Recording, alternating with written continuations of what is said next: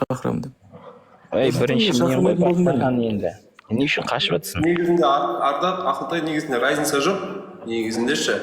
Мен жаңағы әділ болмайтын шығар деп күмәндансаң, не болатын болса, былай қылайын дегенім да мен. Алла разы болсын, Ереке. Просто ұстазбен келіскеннен кейін ұстаз білесіз ғой, ары бері болған. Еді ұятта кішкене ұстазға айтқан. Ардақ, қара. Мен мұсылман ретінде Алланың атымен ант беріп айтамын. Қара. Мен сені суббота күні кешкі 9-да эфирде күтем. Бүкіл модырды алам. Өзім сөйлемеймін, таныстырамын. Бір кісі мынандай, мынандай. Екеулері Құдай жаратушы бар ма, жоқ па деген тақырыпта диспутқа түсесіңдер. Муслим, ол үшін сен ана бетін тілсе қан шықпайтындай болып, кешірім сұрамай кеткен сәтіңді еске алуың керек. Не мәселе? Абайдың антологиялық ән жыр жинақтарынан 3 сөйлемін ғана, 3 шумағын ғана алып, қалған 7 шумағын Ақылтай өзі жазып, өзі сол Абайдікі деп шығарып жүр. Сол үшін оны сотқа береміз деп, бірақ мен саған 3 бірдей тарихи кітаптан шығарып көрсетіп берген соң, сен кешірім сұрамай, жала жапқаныңмен қоймай, мені ой деп, күн деп қашып кеткенің. Жақсы. Сен әділ болса, қазір көрсет әділ. Айтайын енді, қара. Сен ол күні көрдің, что менде сет қатты да, бірақ мен өзімді ақтамаймын. Мен асығыстық жасадым, оның 10 куплеттік өлең екеніне көзім жетті. Егер саған сол жерде жаман сөз айтса, мен сенен кешірім сұраймын. Болды ма?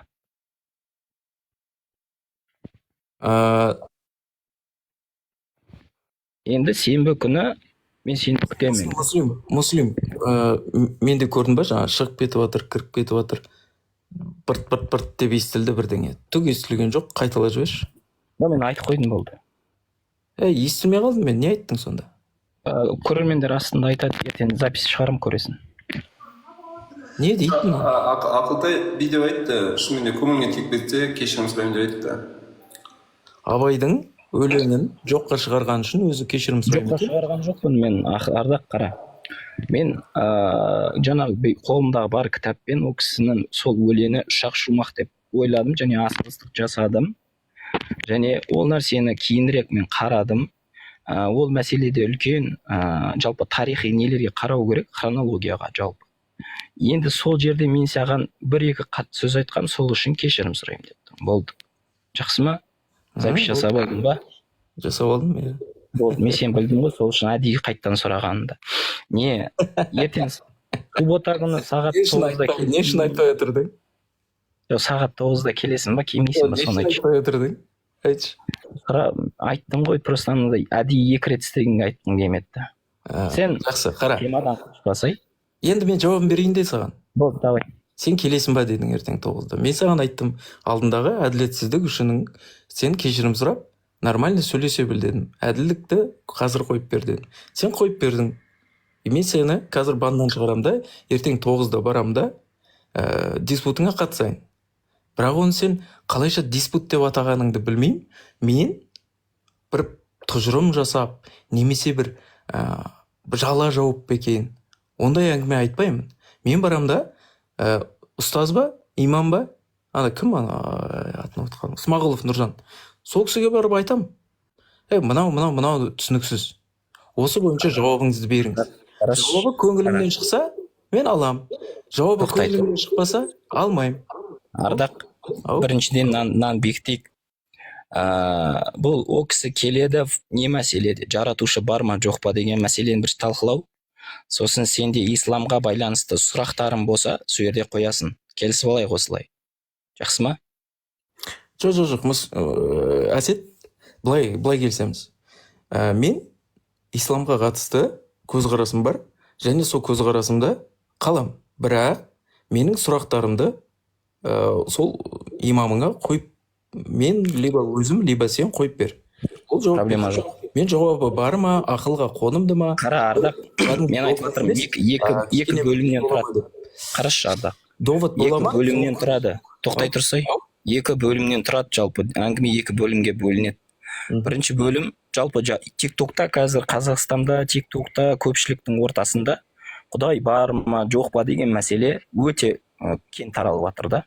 енді ол кісі келеді бірінші очередь осы тақырып бойынша, және екінші сенің сұрақтарың болса, жаңа айтып жатырмын, бар дедің сұрақтарым, сен қоясың және жауабыңды аласың, келісіп алайық осыған деп жатыр. Өйткені сенде Құдай жоқ деп айтып жүрген адамдардың бірісің да. Ол кісінің диспут жасаудағы да бірінші мақсаты жаратушы бар деген нәрсеге келіп тұр ғой. Түсініп жатсың ба? Жаратушы, қай жаратушы бар? Әлемді бар қылған. Осы мәселе. Именно Алланың бар екенін дәлелдей ма, әлде Құдайдың бар екенін дәлелдей ма? Жалпы жаратушы осы әлем өздігінен бар ма, жоқ оның себебі бар ма деген мәселелер ғой. Муслим, онда сен жаратушы бар екенін білесің ба? Сенесің ба? Асет, білесің, иә? Енді Алланың сынағы тұра тұр, сен доктринаңа қарсы шығып тұрсың ба сонда? Кіресің. Сен тағдырға кіресің, сол күні сұрағыңды қоясың, сен диспуттың әңгімесін шешіп алайық. Сосын қазір егер тағы екеуміз сөйлесетін болсақ, проблема жоқ, мен дайынмын. Әсет, сен Құдай айтады саған. Осылай сенім білдіргендер, сеніммен келгендер, осы сынақтан өтіп, анау тозақта жұмақта боласыңдар дейді. Ал сен келесің де білем дейсің. Сен Құдайдың айтқанына қалай қарсы шығасың? Мынау өте бір күпірлік нәрсе да. Диспуттың мәселесі шешілді ғой Ардақ, иә? Жалғастырамыз. Мен саған айттым ғой, 9-да барам ертең. Болды. Жаңа екі бағыт бойынша болады. Сосын эфир бітеді, полный, ешқандай кесілмей, уақытын полный көрсетіп тұрып, полный ютубқа шығарам. Сен де шығарсам болады. Келістік қой. Мен шығарып жатпаймын, жазып алатындар болса. Жалпы деймін да, өзіне керек болса жазып аласың деп жатқаным ғой. Келістік па? Маған бастысы сенің Абайға қатысты әділетсіздігіңді қазір кешірім сұрағаның, маған сол керек болған. Проблема жоқ. Ардақ. Неғып шығар жеріңіз? Ардақ көтерілсін. Өзге қалды ма? Жаратушы бар ма екеніміз сөйлесек. Түн шығарып отыр негізінде. Модератор қазір бірменше, мен не істей салайыншы? Модератор қазір сөйтеді ойласынайшы. Ардақ, жаңа нәрсені неден болуы мүмкін? Жаңа бан дегенде не?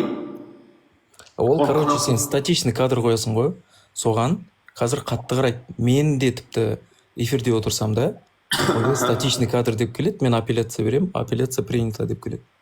Болды, түсінікті. Апелляция беру керек қойшым, иә? Апелляцияға бере бер, 2-3 минутта қарайды да, ашып бере береді. Болды, қайттан апелляция береді. Асет, не нәрсе? Ерсұлтан, бүйтіп камераға көрініп отырсаңыз кетеді апелляциядан кейін. Жібересіз ғой? Қарсы неше? Сосын өзіңіз кішкене көрініп отырыңыз да, бір 20 секунд қой примерно кетеді бұл. Кім? Ардақ, кеттік. Талқылайтын мәселе, сен жаңа білесің ба, сенесің ба дедің ғой? Иә. Жақсы. Біздің сенім білімге негізделген. Және ол нәрселерге дәлелді бар. Жақсы. Онда Сүлейменнің 40,000 жынмен, 40,000 әскермен бірге жарты күндік жерге, 1 айлық жерге жарты күндік жететін Сүлеймен болғанын қандай біліммен анықтады? Сенен де сұрап алайшы. Жақсы ма? Жауап берші. Сен атеистсің, біліммен атеистсің ба, жоқ соқыр сеніммен келген атеистсің ба? Соны айтшы. Всеобъемлющий білім деген болады, және ішінара білім болады. Менің жеткен білімім деңгейі бойынша мен атеистпін. Жақсы. Сенде, значит, Құдайдың жоқ екеніне білімі негіздер бар, иә? Дұрыс па? Әрине. Енді қара, мен сендерге айтып жүрген мәселе мынау. Біз бұл әлемді көріп, бұл әлемдегі жалпы жаратылыстарды, тау, тас, құс, бүкіл нәрсенің бәрін көріп, біз айтамыз, бұны бір жаратушы жаратты дейміз, және оны дұрыс дейміз. Сен когда Құдай жоқ деген кезде, менің дұрыс деп тұрғанымды дұрыс емес деп айтасың да. Значит, сенде дұрыс жауап болу керек. Енді біздің әлемнің неден қалай пайда болғандығын маған ғылыммен полный дәлелдеп берші. Ғылыммен полный дәлелденіп көрсетіліп қойған. Бірақ бізде теориялар, негізгі теориялар, одан кейін түрлердің шығуы туралы эволюция теориясы бар. Дарвиннің жазып кеткен. Сосын абиогенез деген гипотеза бар. Біз соны айтамыз. Бірақ ғалымдар одан ары қарай тереңдеп анықтамаған үшін анықтай алмаған үшін қазіргі уақытта біз ары қарай өзіміздің болжамымызды, философиямызды айтып кетпейміз. Ардақ, значит сенде толық дұрыс жауап жоқ. Сенде болжам ғана, иә? Атеизм ол институт емес. Түсіндім. Сен өзің үшін жауап берші осы жерде. Сен яғни жете қабыл құдайға. Ардақ, қарашы. Сен де тура сондай атеистсің, басқа құдайларға келгенде. Ардақ, сенде, значит, өзің үшін жауап берші осы жерде. Сенде, значит, бұл әлемнің, сен айттың ғой біліммен дедің. Бұл әлемнің қалай, неден пайда болғандығын білмей тұрып, сен жаратушы жоқ деп қалай айтасың? Яғни, сенде дұрыс жауап жоқ та, бірақ біреу оны дұрыс деп тұрса, сен мүмкін дұрыс емес деп қалай айтасың? Сенде дұрыс жауап жоқ. Түсінесің? Себебі сенің ұсынған құдай концепцияң қатеден тұрады. Мен бұл әлемнің жаратушысы жайлы сөйлесіп жатырмын қазір. Сен Алланың ғана тарабында сөйлесе аласың. Түсінесің? Ардақ, то есть, қараш, мен саған таңдалым, Или сен қазір көп құдайшыл болда, позицияңнан шықта, сосын барып сөйлес менімен. Ардақ, қара. То есть сендерде, сен деп айтайшы, сенде, то есть, дұрыс жауап жоқ та, бірақ біреу менде дұрыс жауап бар десе, дұрыс жауап бар. Қалай дұрыс емес деп айтасың? Сенде дұрыс жауап жоқ қой. Бар, муслим. Неге айтып отырсың? Жақсы, әлем қалай пайда болды, айтшы. Әлем үлкен жарылыс теориясы бойынша. Ол қақтан пайда болды? Қалай қайдан пайда болды? Үлкен жарылыс теориясы өздігінен бар болды ма? Уақытпен кеңістік сол кезде пайда болды. Демек, оның алдында не болды деген сөз риторикалық сұрақ. Әдемі. Енді қара, логиканың 4-ші заңы не дейді? Бір құбылыс, бір болмыс болатын болса, оның себебі болуы міндетті дейді. Енді үлкен жарылыс теориясы бойынша өте тығыз. Жақсыға шығарып берем, күте тұр.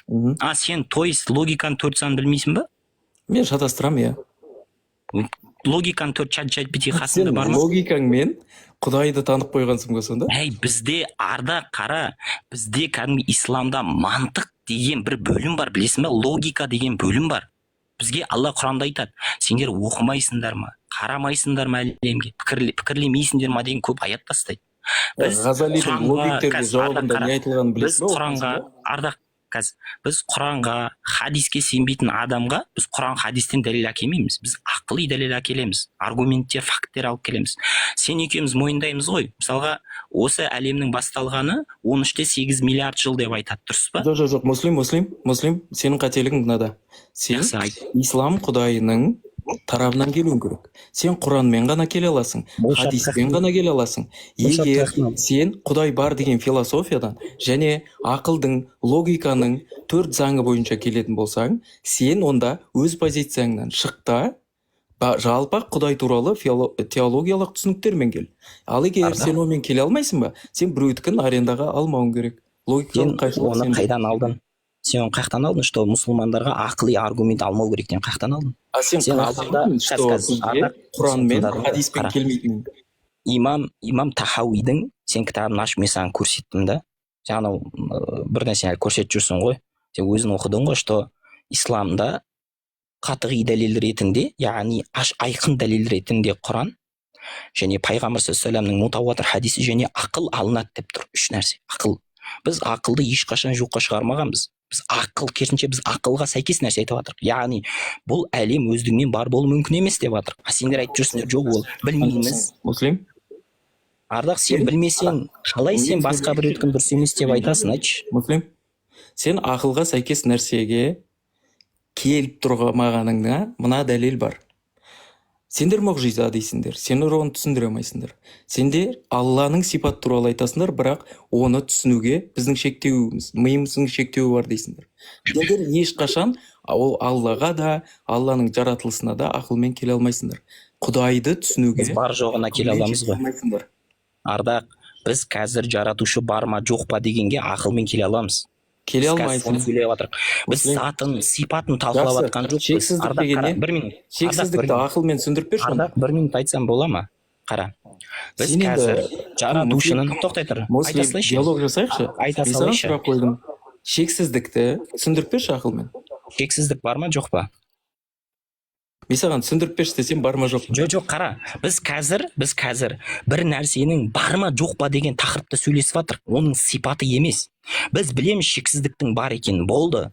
В чем проблема? Сен маған сипатын түсінуіміз керек қой біз. Ардақ, тоқташы.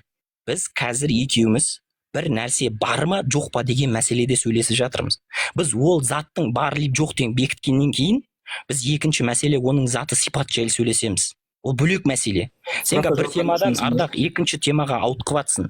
Сен маған айтшы, осы сұраққа жауап берші. Сенде дұрыс жауап жоқ болатын болса, неге сен басқа адамдардікін дұрыс емес деп айтасың? Яғни Құдай жоқ деп айтасың сен. Сен қайдан алып тұрсың менде дұрыс жауап жоқ дегенді? Кісі маған ғылымнан алып келші, әлем неден пайда болғандығын. Полный жауап бер. Өйткені себеп болуы керек. Бізде ғылымның осы күнге дейінгі ашқан жаңалығы мен ондағы гипотезалар, ондағы теориялар, сондағы ішіндегі фактілер бойынша біз айта аламыз. Бұл жерде ешқандай да Құдайдың қатысы жоқ.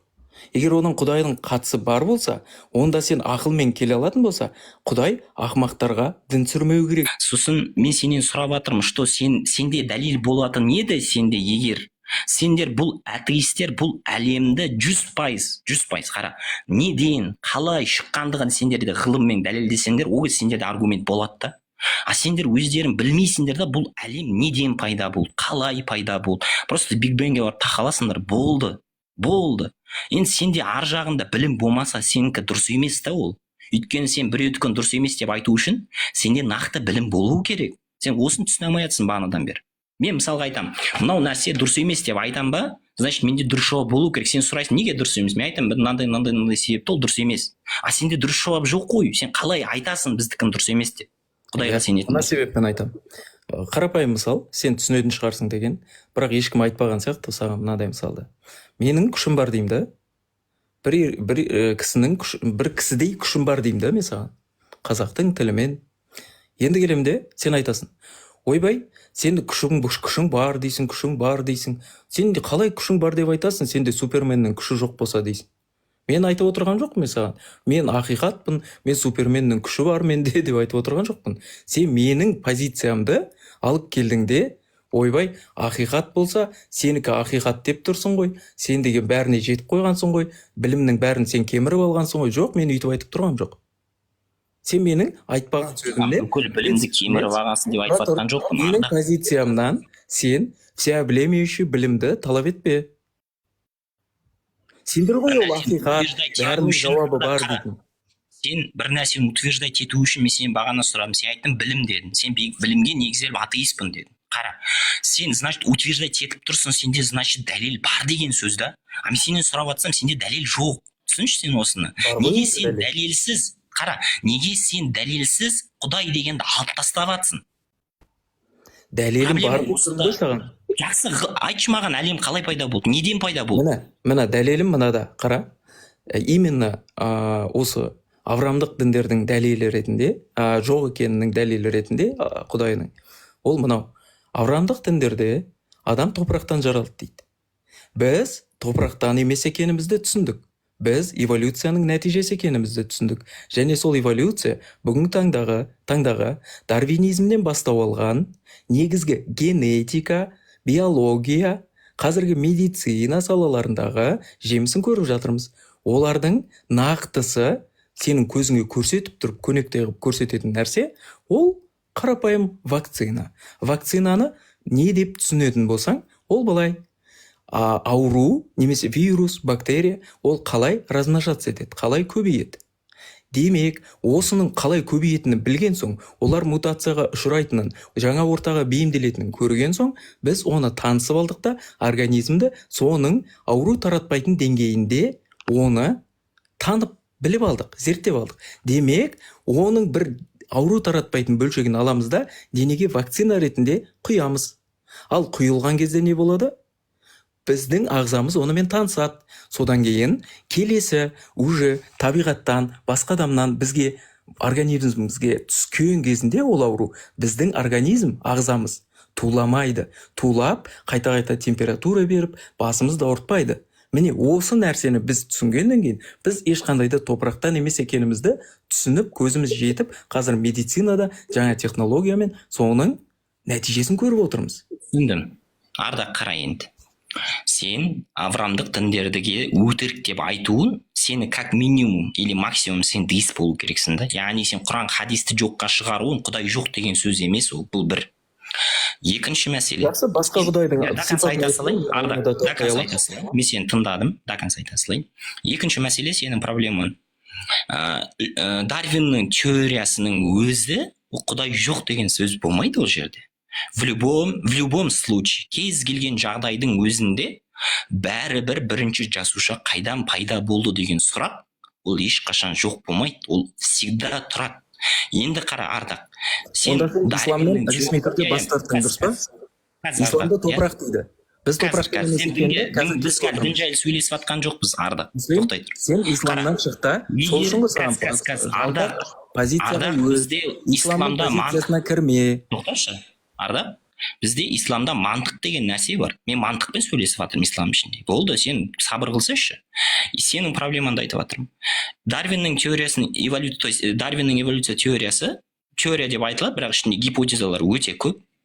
Бұл теорияның өзі жаратушы жоқ деген сөз емес ол. Бәрібір бағана айтқанымдай, бірінші жасуша қайдан пайда болды деген сұрақ әлі тұр. Енді саған сұрақ. Бірінші жасуша қайдан пайда болды? Келістім, енді мен сөйлейін. Сосын сұрағыңа сұраққа жауап беріп жібер. Аха. Тұра тұр. Сен қазір исламдағы мына Ибрахимнен келген Абрамдық діндерден бас тартып отырған болсаң, онда сол сатыға өтейік. Егер бірақ сен бас тартсаң, сен қазір мантық емес, тұра тұршы енді. Сен қазір мантық емес, сен қазір кәдімгідей неверияға, куфрға кетіп қалдың.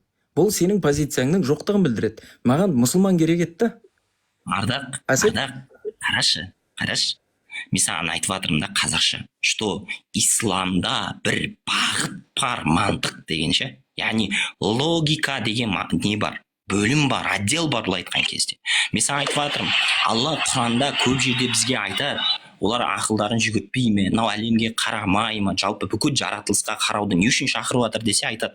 Сен жаратылысты білу, тану арқылы, сен бұл нәрсенің өздігінен болмайтынына көзің жеткен. Сол үшін мен сенен бағана сұрап жатырмын.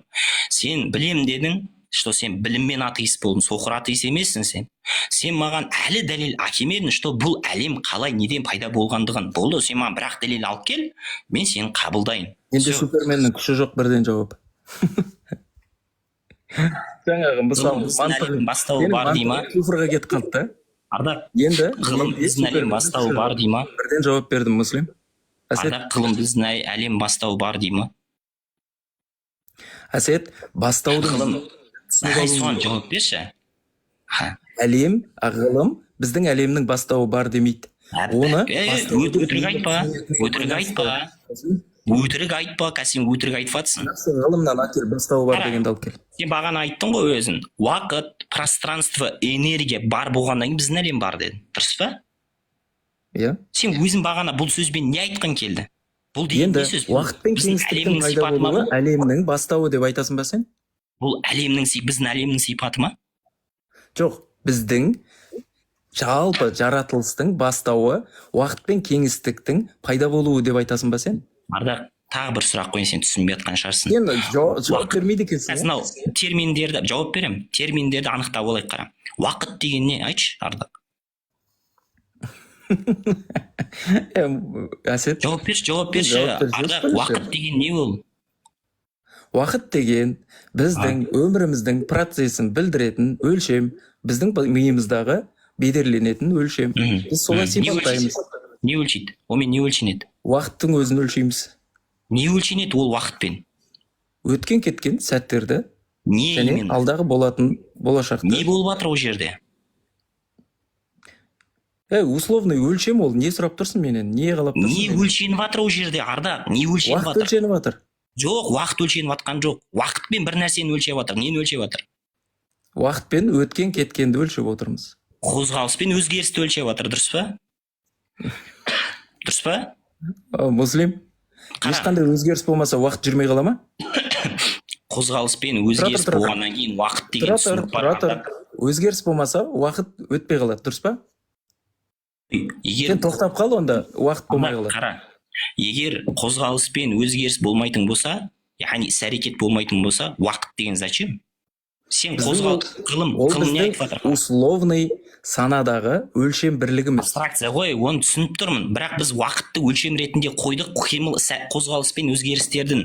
Сен бағана айттың, біздің әлемнің пространство, материя пайда бола бастады. Сен нені білесің ба? Сен соны бастауы деп түсінесің ба деп сұрақ қойдым саған. Менің сөзім емес ол. Қара, ғалымдар айтады, что біздің әлемнің бастауы бар. Ол 13,8 миллиард жыл бұрын басталды. Енді қара, мынау нәрсені білесің ба? Закон энтропияны білесің ба? Жоқ. Закон энтропия айтады, біздің әлемнің бастауы дейді, идеальный состояниеден басталды дейді, яғни реттілікпен болды дейді басында. Қазір уақыт өте келе хаос болып баратыр. Кім айтады? Иә, заңды ашып оқышқа, есімде жоқ кім екен. Тексерсем болады менің сөзімді. Яғни уақыт өте келе басқа нәрсеге кетпей, нақты түсіндіремін саған. Мен саған түсіндіріп жіберейін. Ардақ, өтініш, өтініш. Қара. Энтропия яғни айтады, уақыт өте келе хаос болып жатыр дейді да біздің әлемде. Уақыт өте келе біздің әлемнің бітеді деген сөз. Былай қысқаша айтқан кезде сен осыны қарасаң көзің жетеді. Яғни біздің әлемнің бастауы бар және аяқталуы бар деген сөз. Яғни осы екі арада қозғалыс пен өзгеріс болып жатыр деген сөз. Енді саған сұрақ, сен басталды дегенді түсіндіріп бер деп отырмын. Уақыт пен кеңістіктің пайда болуы біздің бастауымыз дегенді сен тұжырымдап бер. Мен саған айтып қойдым. Бастауы десең, мен саған жауап беремін. Бастауы емес десең де жауап беремін. Акеш. Мен саған сұрақ қойдым. Міне, уақыт пен кеңістіктің пайда болуы, ол басталуы ма? Қара, бұл менің сөзім емес. Ардақ, қара. Я, жоқ деп айтып. Я, мен саған айтайын. Онда жалған дихотомия, маған жалған дихотомия өтпейді. Ардақ, тоқтайды. Мен сұрақ қойып отырмын. Мен жауап берейін де енді, сен мені не істемесең, мен жауап беремін ғой. Уайымдамасай. Қара. Бұл менің сөзім емес, ғалымдар айтады, біздің әлемнің бастауы бар, ол 13,8 миллиард жыл. Сен егер бұнымен келіспейтін болсаң, жоққа шығар, күтем. Ал енді бастауы сол деп отырсаң, мен саған жауап берейін. Ол условный, біздің санадағы ойша қойып отырған бастауымыз. Бірақ негізгі бастау сол ма? Жалпы бастау деген нәрсе бар ма? Ол нәрсе жоқ. Оған қатысты дегенін Ардақ, біздің әлем басталмағандығын алып кеші, мәңгі біздің әлем вечный болғандығын дәлел алып кеші енді. Уақыттың сол кезден басталғанына дәлел алып берші сен. Ардақ, екі-ақ вариантта бұл жерде.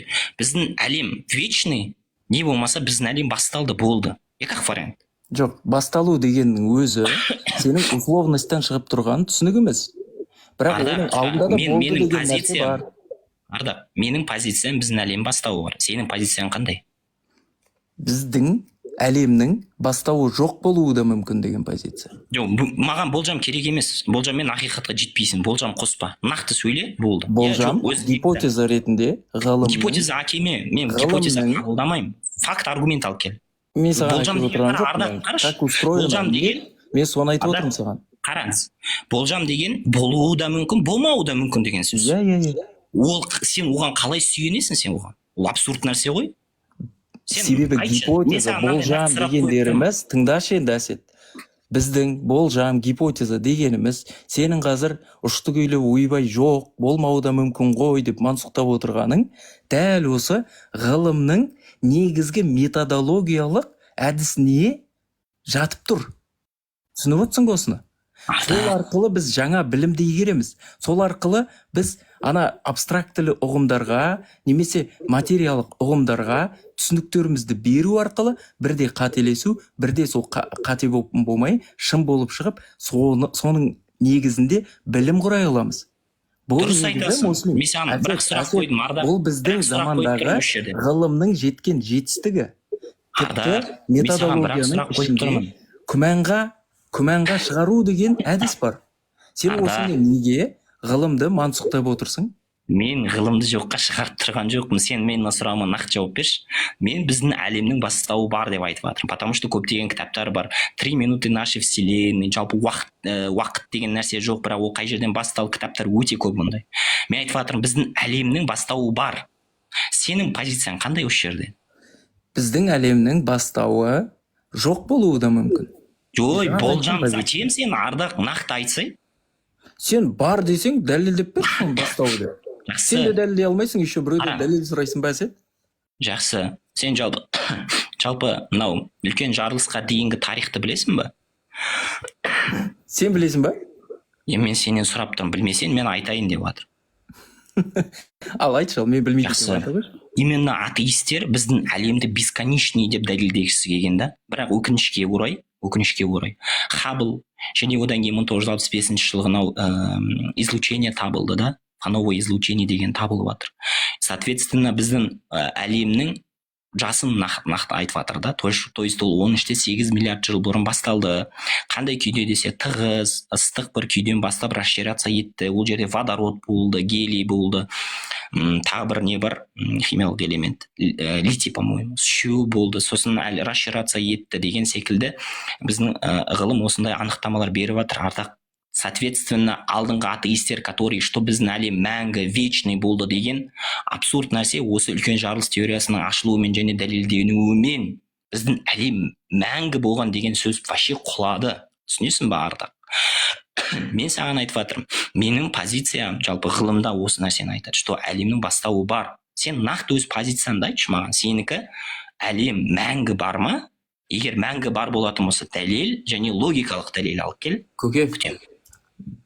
мына әлемнің сендер жаратылыс дейтін бастауы деп сен бір күйден бір күйге ауысуын айтсаң, онда болар еді. Бірақ сен үйтіп айтпайсың. Бізді жоқтан жаратты деуің керек сен. Сені сол үшін ғой мен ойбай исламның позициясынан кетте, мұсылман болмай, маған күфірлікпен басқа ғылымға ауыс деп. Сен қақтан алдың. Ауысқың келмейді. Ардақ. Өзіңнің түптің түбінде исламның Сен құдайын... ондай логиканы қақтан алдың. Мен сенің сөзіңнен алып отырмын. Сен... Исламда, мынаны айта салайын болды, микрофон жабым. Исламда дінсіз адаммен ақыл бойынша сөйлесуге болмайды деген запрет бар ма? Ал кеш болса. Исламда ма? Ақыл бойынша сөйлесуге болмайды деген запрет. Иә. Ақылмен үкім айтуға, ақылмен жаратушының бар жоғын дәлел алып келуге болмайды деген алып кеш. Жақсы. Міне дәлел. Сүлеймен патшаның сендер пайғамбар дейтін. Ана желді ырқына бағындырып, ана кілемнің үстінде 40 000 жаңағы уәзірін, 40 000 жынын алып, бір айлық жерге жарты күнде жеткеніне ақылмен келді ғой. Бізге жаратушы бар ма жоқ па деген мәселені Жоқ, мен саған айттым. Жаңа дәлелді алып келсей, исламда айтып бердім, ақылмен келе отырған, ақылмен келе алмайсың ба? Онда қашпаш сөзден айналайын. Нақты айтшы маған, исламда міне, сен білесің ғой, что ақида бар, бізде фих бар. Маған бір үкім алып кеш, что дінсіз адамдармен ақылды қолданып сөйлесуге болмайды деген алып кеш, Ардақ. Зачем сен маған Сүлеймен алейхиссаламды әкеліп жатсың? Себебі сенікі сенімге негізделген институт, оның доктринада тұр, яғни Құранда тұр. Сен неге сұраққа жауап бергің келмейді? Ардақ, кім айтты саған, что менің сенімім соқыр сенімге негізделген деп кім айтты саған? Осындай бір білімсіздіктерің не қайран қалам ше? Сен үндемей отыра тұршы микрофоныңды, мен ойымды айтайын. Жөтелесің ба микрофоныңды ашып қойып. Сен қазір Сүлейменнің мысалында ақылмен келе алмайтыныңды түсініп, оған тіпті аяқ баспай отырсың. Бұл сенікі қашу. Енді сен ақылмен жете алмаған соң, сен сенімге, иррационалдық түсініктерге негізделесің, түсінесің бе осыны? Сенің доктринаң бойынша Құдай бар болса, ол Құдайдың сипаты қандай, оның іс-әрекеті қандай болады? Ол туралы қандай ойлар, қандай шектеулер болады бізде деп түсінісуіміз керек. Сол кезде сен исламнан мынаны алып келуің керек. Міне хадистерде, міне Құранда былай бар екен айтып тұр деп. Ал оған мен келіспей, оныңды қате деп, ғылымнан дәлелдеп берсем, менікі аргумент болады, ал сенікі сенім болады. Болдың ба? Енді маған ғылымнан әлем қалай пайда болған әлі айтқан жоқсың, соны айтсайшы. Мен саған айттым, мен суперменнің күші бар деп айтқам жоқ өзімді. Бізге суперменнің жоқ екенін дәлелдеу үшін эмпирикалық дәлел әкеле саламыз. Суперменнің бар екенін жоққа шығармауың керек. Ардақ, супермен жабы бит осын көрейік сендердің. Сендер просто шай ішсіңдер. Мысалды түсінбей отырғаныңның өзі көрсеткіш қой. Мен сені түсініп тұрмын. Мұслим, мысалды түсіндіріп берші, ал қалай түсініп тұрсың мен мысалын? Сен мына нәрсеге маған жауап берші. Жоқ, мысалды түсініп тұрмын дедім. Түсіндіріп берші, қалай түсіндің? Адам ба? Супермен деген адам ба? Жоқ, мен супермен туралы не үшін айттым? Давай түсіндіріп берші. Сен типа Құдай ол адамның жаңағы иллюзиясы өз ойынан туындаған бір кейіпкер деп ойлайсың. дұрыс па? Мынау вообще түсінбеген. Аха, түсінбесем айт. Бірақ мен саған Супермен жайлы сөйлесейік қазір. Түсіндірейін. Суперменнің мысалын не үшін айттым? Мен айттым саған, менің күшім бар дедім, бірақ менің күшім Супермендікіндей деп айтқам жоқ. Сол себепті, ал сенің сұрап отырғаның дәл осындай. Сен айтасың, тұра тұр, сен неге бөліп отырсың? Сен айтасың, сенің күшің бар ма дейсің. Мен күшім бар десем, сен айтасың, ой, сенікі Супермендікіндей күш емес қой дейсің. Демек саған сенбейміз дейсің. Мен саған ондай айтып жатқан жоқпын. Суперменнің күші бар деп айтқам жоқ. Сен оны шығарып алып тұрған өзіңнің тоқташы. Тұршы, Асет, мен түсіндіріп құрсын. Ардақ, сен вообще дұрыс сен мысалды түсінбегенсің, сол үшін мен саған мысалды түсіндіріп отырмын. Сен вообще жауап беріп жатқан жоқсың. Сен қара, мен саған бағана мысал келтірдім да, что сен білуің керек, чтобы сен атеист болу үшін, сен білу керексің. Сен айттың өзің, что сенде білім, сен біліммен атеистпін деп айттың ғой. Енді маған алып келсей бір білім. Алып келсей? Аврандық діндердің құдайы жоқ екенінің дәлелі эволюция. Оны әкелдім саған. Біз қазір саған дінмен сөйлесіп жатырмыз. Себебі деистер бар, деистер бар, который жаратушы бар деп сенетін, бірақ кітаптарды мойындамайды. Сен ол позицияға көшпе. Сен ол позицияға көшпе. Себебі сен маған мына принципіңді айттың. Қара, сен маған мына принципіңді айттың. Көке, тоқташы енді. Сен айттың, мен саған атеистке діннен алып келмейміз дедің. Түсінікті ма? Осы принципіңде до конца тұр енді. Ардақ, қара, мен саған аналогия алып келем, қара. Бір деист бар да, который діндерге сенбейді, бірақ ол жаратушы бар дейді. Сен діндерге сенбеуін жаратушы жоқ деген сөз шығармайды никак. Ол дін сенің Авраамдық діндердегі жаратушы жоқ екенін как минимум шығар. Деист бар ма? Ардақ, деизм бар ма? Деист деген бар ма? Мен деистпен сөйлескенде деизмді талқылай аламын. Ардақ, сен түсінбей тұрған мәселе мынауда. Өз позицияңды қалшы құрсын, не айтып отырсың? Ардақ, мен өз позициядам, уайымдамашы, қара, мен саған түсіндіріп жатырмын. Сен кетіп қалдың, куфр жасадың жаңа. Жоқ, мен өзім не айтып жатқанымды жақсы білемін ғой, Ардақ. Сен білмейсің, вот именно, біз біліп отырмыз ғой. Сен егер Құран хадистен жалпы авраамдық діндер қате деп айтатын болса, дұрыс емес деп айтады. Бұл Құдай жоқ деген сөз емес, өйткені авраамдық діндердің Құдайы жоқ деді. Сөйлеп алсам бола ма? Өйткені деистер бар, который авраамдық діндерге де ешбір дінге сенбейді, бірақ жаратушы бар дейді. Болды. Комментарий ашық қойшыңдаршы. Здравый ақыл иесі осылай рассуждать етеді. То есть сен Құран хадистен қате таптым деп ойлап, жаратушы жоқ деген сөз шықпайды ол. Потому что деистер бар. Сен бағанағы әл-дәлел әкелмедің ғой, Ардақ, қашпасайшы енді. Сен айттың, біліммен негізделіп атеистпін дедің. Енді маған біздің әлем неден пайда болғандығын айт, енді білім алып кел енді осы жерде. Бол енді. Енді қара, мұслим, сен маған не дәлел әкел деп тұрғаныңды мен түсінген жоқпын. Айтайын. Мен қазір айтып тұрған дәлелдерім авраамдық діндердің Құдайы. Жақсы, мен саған былай түсіндірейінші, Ардақ, қара. Үлкен жарылыс неден пайда болды? Сен неге қосылып кетіп етсің? Сен үлкен шатасып жатсың ғой, мен айтып жатырмын. Үлкен жарылыс неден пайда болды? Үлкен жарылыс неден пайда болды? Білмеймін. Иә. Білмеймін. Сен қалай атеистпін деп айтасың, сен білмейтін болсаң? Ол Құдайға қатысты көзқарас па не? Білмеймін. Әлбетте. Ойбай, мынаны қара. Аға, қара, мен саған айтамын, енді қара. Мен бүйтіп айтып жатырмын. Мынау әлем, біздің қоршаған бүкіл объективный реальность өздігінен бар болуы мүмкін емес. Бұның жаратушысы бар. Сен сонда айтып тұрсың ба? Құдай, тұра тұр. Сен қазір жесткий не жасап отырсың, куфр жасап отырсың. Дәлелдеп берейін куфрыңды. Қара, бүйтесің сен. Діндерде қате тауып, діндер қате болса болуы мүмкін шығар, бірақ сен Құдайды жоққа шығара алмайсың ғой деп отырсың да? Сен өзің деист позицияға көштің ба? Муслим, егер сен деистік позицияға көшсең, тоқтай тұр. Сен деистпін деп айт, содан кейін ары қарай сөйлесеміз. Мен не айтып жатқанымды прекрасно білем. Мен саған жаңа нәрсені түсіндіре салайын, неге мен саған не айтып жатқанымды қара. Жоқ, сен деист позициясына көш. Жоқ, мен мұсылманмын. Тоқта, мен саған айтамын. Қазір бөлмеші, мен саған түсіндірейін. Мен саған қандай дәлел сұрап жатқанымды. Деистің позициясынан алып келме. Деизм туралы деистпен ғана сөйлесем. Ардақ, мен сөйлесіп алайын, тоқтай тұр, айтамын саған. Қара, сен айтып жатсың, что біздің әлем неден қалай пайда болған білмеймін деп жатсың. Мен саған бұл қалай негізі, егер бүйтіп шире қарайтын болсаң, кейіннен қарайтын болсаң, мынандай сөз ол. біз бұл әлемді өздігінен бар болуы мүмкін емес деп айтамыз. Яғни жаратушысы бар, первопричинасы болуы міндетті деп айтамыз. Және осы біз вариантымызды дұрыс деп айтамыз. Енді сен атеистер жалпы Құдай жоқ деген кезде біздің дұрыс деп тұрған вариантымызды дұрыс емес деп айтып тұрсың. Енді қарапайым мысал. Бір адам бір затқа дұрыс емес деп айту үшін ода дұрыс жауап болу керек. А сен білмеймін дейсің. Сен қандай атеистсің после этого?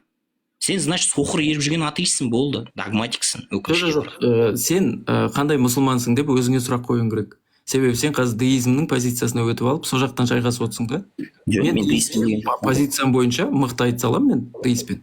Бірақ сен мұсылмансың. Мен мұсылманмен деизмді не үшін талқылауым керек? Ардақ, қара, мен саған тағы айтамын, қара. Исламда арнайы бір бөлім бар да, мантық деген, логика. Мантық деген бөлімің сені куфрға келіп тұр қазір. Келтірмейді, ешқандай куфрға келтіріп тұр. Жақсы, дәлел ал кел. Мантықты қолданса мұсылман адам. Авраамдық діндердегі топырақтан жаралды деген негізгі доктриналдық түсінігіңді жоққа шығарып кеттің қазір. Қандай түсінік дейді? Сен қазір ғана айттың ғой. Сен бүйтіп айттың, қараш, тыңда. Нені деп отырмай, тыныш отыршы. Сен қазір айттың, күбірлігіңді дәлелдеп отырмын саған. Сен айттың, топырақтан жаралды дегенімде, сен айттың, ойбай, ол Құдайды жоққа шығармайды ғой дедің. Сен демек келісіп отырсың. Жоқ, сен шатаспа, сен Дарвиннің эволюциясын айтқан кезде мен саған айттым, что Дарвиннің эволюциясын жарайды бар деп қабылдаған күннің өзінде ол жаратушыны жоққа шығармайды. Анан қара. Жаратушыны жоққа шығарады ол. Бірінші жасуша қаяқтан пайда болды? Жаралғанынан қашып кетіп отырсың. Бірінші жасуша қаяқтан пайда болды? Мен оны қабылдамаймын. Ол қате. Бірақ мен жарайды сенікі жарайды деп айтпа. Айтсаң біттің сен, куфр. Бірінші жасуша қаяқтан пайда болды? Білмеймін, мына ерсұлтан не деген оған қатысты. Сен қалай утверждать етесің? Адам топырақтан жаралды дегенге, ол иманның 6 шартында, Құрандағы нәрсеге сен иман келтіруің керек. Ол иманның 6 шартының бірі. Сен қазір дейіз бөлшегіз болып отырсың. Мен саған түсіндірем, қара. Алла тағала Құранда Бақара сүресінің 286 аятында айтады. Не мынандай ступеньканы үйретеді. То есть сен бір нәрсені өтпей екінші нәрсеге барсаң, сен түсінбейсің бұл нәрсенің бәрі. Қара. Бірінші Аллаға иман келтір дейді. Одан кейін бар періштелеріне дейді, пайғамбарларына дейді, кітабына дейді, тағдырға дейді. Сен бірінші жаратушыны бекітпей, сен Құрандағы нәрсені де және тағдыр деген нәрсені де сен еш нәрсені түсіне алмайсың. Түсініп жатсың ба? Мен саған сол үшін айтып жатырмын ол нәрселерді. Сен сол бекітілген нәрсеңді бұза салып отырсың ғой қазір. Сол үшін мен саған куфр деп отырмын. Қара, менің бүйтіп айтуым. Дарвиннің теориясы, егер сен айтып тұрған Дарвиннің теориясы бұл жаратушыны жоққа шығармайды деген сөзім менің діннен шығара ма? Сен қаяқтан алдың оны?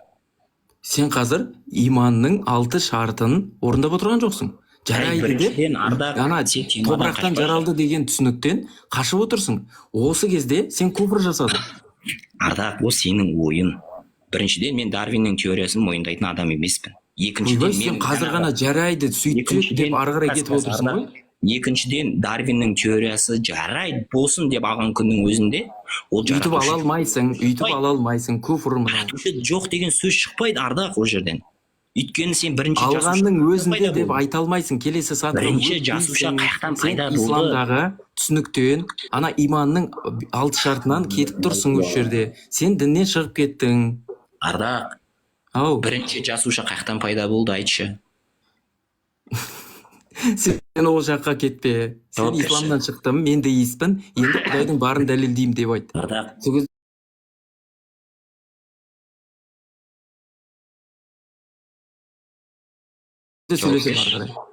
жауап берші сұраққа.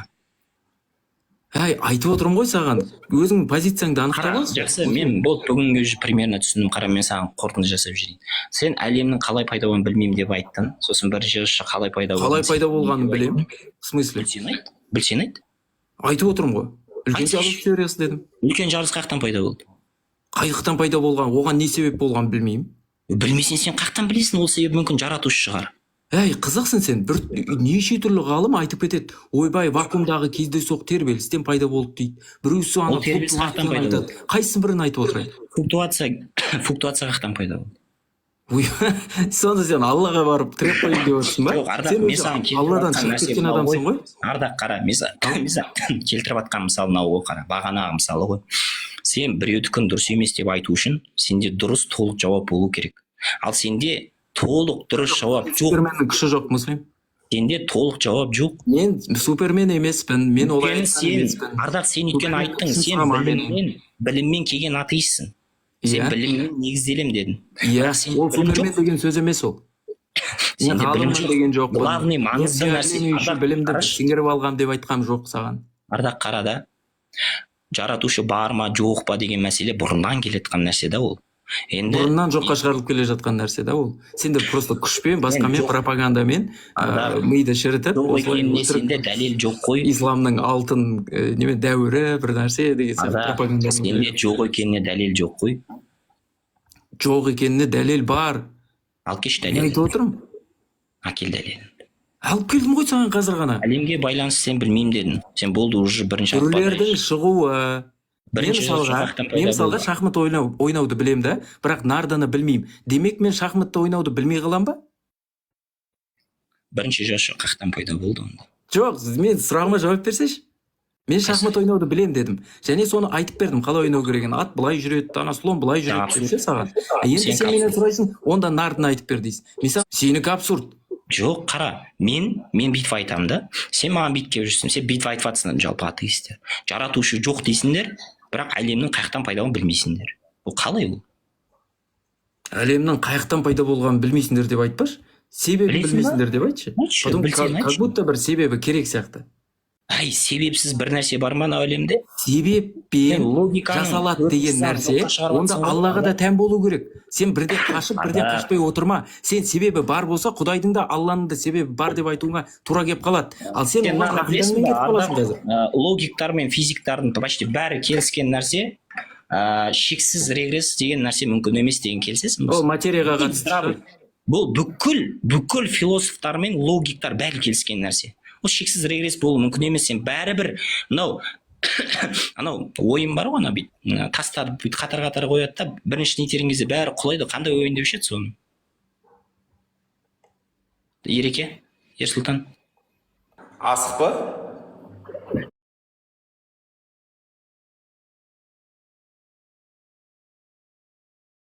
Жоқ, мынандай төрт бұрышты нелер болады да, сол көп қатар қояды да, біреусін итереді, бәрі домино, қара. Егер сен себептен себеп болу керек деп айтатын болсаң, шексіз регресске кетіп қаласың. Бұл бүкіл философ логиктер бұл нәрсе дұрыс емес деп айтқан. Иә. Енді қара, мен саған мысалмен түсіндірейін. Домино, сен мынандай айтып тұрсың да, типа, біздің әлемнің себебі, оның себебі, яғни бір доминоны басқа домино шығарып атқан секілдісін. Бірақ бәрібір түбіне барған кезде доминоны сырттан бір күш қозғау керек. Ол сол кезде ғана құлайды да. Сенің логикаң қате бұл. Әлем мәңгі емес. Ол просто ғылым емес. Простой логиканың өзі біздің әлем мәңгі дегенге келмейді вообще. Енді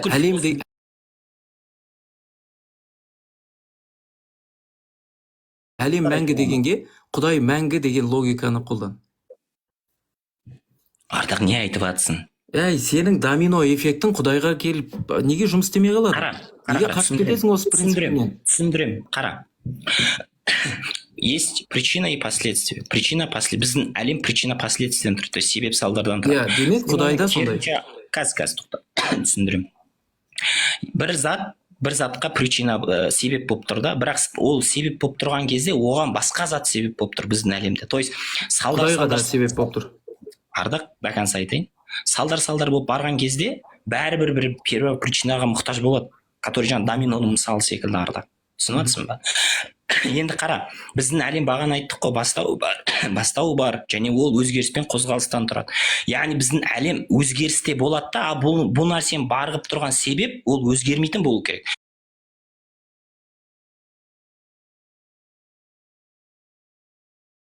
Егер ол да өзгеретін болса, ол басқа бір өзгермейтін бір себепке мұқтаж болады. Енді мынау абсурд. Абсурд емес бұл. Абсурд екен дәлелде. Құдайдың абсурд екенін қазір айтып тізбектеп келдің. Енді айта салуың қалды. Давай, абсурд деп айт. Абсурд емес. Бұл любой здравый философтардың, логиктардың сөзі. Менің де соңғаны сөзім емес. Здравый логик деген кім? Давай. Философтар ғой жалпы. Кім айта ғой. Философияның ішінде. Кім, қай философ? Көп қазір есімнен шығып тұр мен. любой дейсің да, бәрі дейсің да, біреуінің атын атай Жақсы, онда маған шексіз регресстің дұрыс екенін дәлелде. Шексіз регресс? В смысле? Иә. Не ол шексіз регресс деген? Оны қайдан шығарып отырсың оны? Мен саған айтып жатырмын, біздің әлем шексіз емес деп жатырмын. Өйткені шексіз регресс болуы мүмкін емес. Да, мен оны мысалы не үшін келтірдім? Сен оны бастауы не деп түсінгеніңе байланысты болады ол. Ондай емес. Уақыт пен кеңістік пайда болғаны, ол әлемнің басталуы ма? Демек, ол жерден бастап, сен ары қарай не болды деп түсіне алмайсың. Ол риторикалық сұрақ. Мен саған қанша қайталап айтамын осыны. Ардақ, қара, мен айтып тұрған нәрсе, біздің әлем бастауы бар болды. Сен егер жалпы дұрыс ғылымды оқыған, жалпы осы философияны қараған адам болатын болсаң, сен бұны жоққа шығара алмайсың. Жоққа шығара аламын. Шығаршы, біздің әлем мәңгі екенін дәлелде енді. Енді қара, мәңгі деп нені түсінесің, бастауы деп нені түсінетінге байланысты. Мәңгі деген нәрсе бастауы да жоқ. Қарашы, мен сөйлей бастасам, сен қайталап сөйлеп кетесің да. Вообще непонятный, вообще әдепсіздік. Жақсы, кешірім сұраймын, маған біздің әлемнің мәңгі шексіз екенін дәлелдеші енді. Мәңгі шексіз екенін дәлелдеудің өзі қате. Мәңгілікті қалай дәлелдейсің сен? Дұрыс қой, енді біздің әлем мәңгі емес қой, себебі сен қазір барсың. Мәңгілікті дәлелдеу дұрыс емес қой, иә, сонымен. Келістің ба, Муслим? Келістің ба деймін? Жауап берейін. Біздің әлем жоқ десеші енді. Біздің әлем мәңгі емес деп тұрмын мен. Мәңгіліктің жоқ екенін немесе бар екенін дәлелдеу абсурд, дұрыс па? Жоқ. Неге абсурд емес?